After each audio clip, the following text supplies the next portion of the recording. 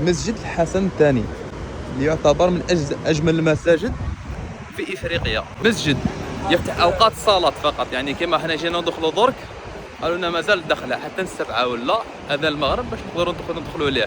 اوكي لحقت السبعة تاع العشيه نروحوا ندخلوا للمسجد.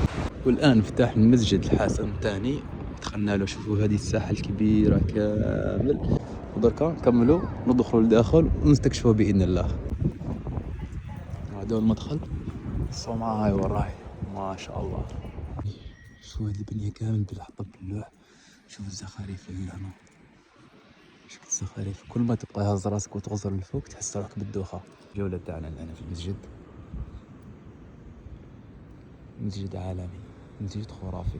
واهم شيء عندنا في هذا المسجد اللي حاجه اللي تلفت اللي يجيب الانتباه اللي هي الرسومات اللي فيها.